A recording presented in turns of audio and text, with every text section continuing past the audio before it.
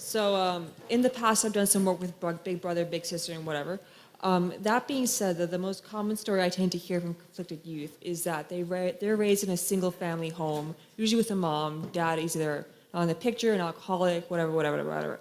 So we have this child who is trying to seek ways to make himself healthy and empower himself in ways that a healthy father should have done so, between the formative years of like 1 to 4. So I think you know where I'm going with this.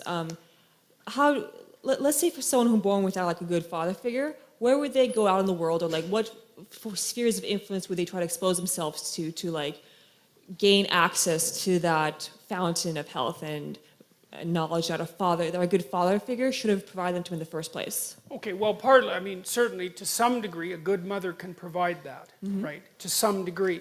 Although it's hard for one person to be everything. Right. And I think one of the conundrums that face women, and this is a tough one, and this is why I think women are higher in trait agreeableness and higher in trait negative emotion, is that, the primary problem that a woman has with an infant is why not throw it out a window? Because it's very annoying, right? I mean, it's there all the time. It's constant demand. It's absolutely constant demand, tremendous dependency.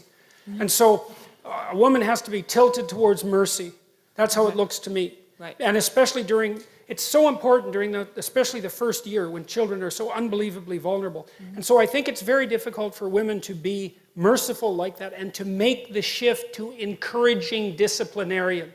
I think that's a very difficult thing for people to do simultaneously. Although, people, I'm not saying that women are always only merciful and men are always only encouraging disciplinarians, but things do sort themselves out to some degree like that. And I think also the biochemical transformations that accompany pregnancy and childbirth and lactation also tilt a mother towards that as well. Because she has to really love that little thing, right? It's number one, no matter what it demands. And then telling it what to do and making sure it's behaving properly, that's a whole different issue. Now, but the kids who lack fathers, I mean, first of all, they can find that to some degree in their friends. Okay. And that's often what fatherless boys do in particular. They go into gangs. And they generate the missing masculinity in the gang. Well, that's not so good because, like, what the hell do they know? Yeah. They don't know anything, right? They're just stupid kids, and they're like 15 years old, and their testosterone is pumping, and they're trying to get the hell away from their mother, which is what they're supposed to do.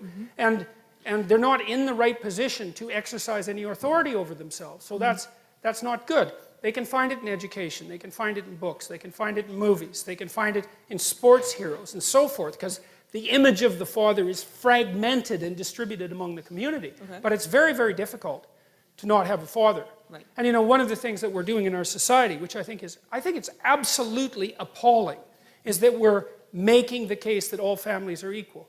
It's like, sorry, no, wrong.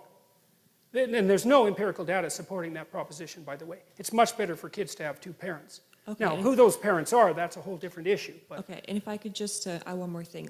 How would you answer that question to, let's say, a daughter who was raised without a father? Because she would obviously have different ways of finding those fragments of her missing father than, like, a boy would instead. Because obviously they're raised differently. At least they should have been.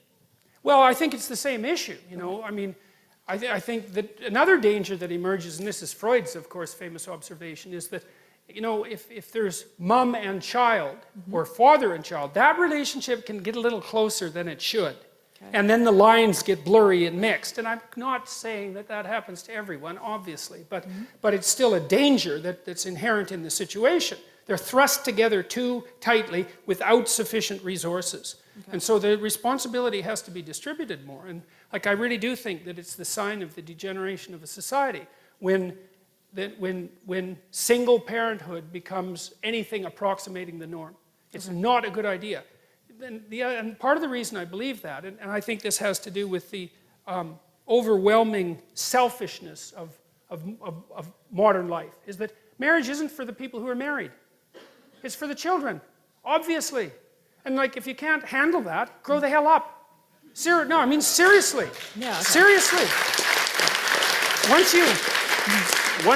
Once you have kids, it is not about you. Period. Now, that doesn't mean it isn't about you at all. But that just seems so self-evident to me. I can't believe that anybody would even question it. Oh, it's been questioned. Oh, yes. Well, I'm certainly aware of that. Yes, it's questioned. It's almost illegal to question it now. Or illegal to make the set of propositions that I'm making. So that's the best I can do. Yeah, with no, that. that's excellent. Thank you. Okay.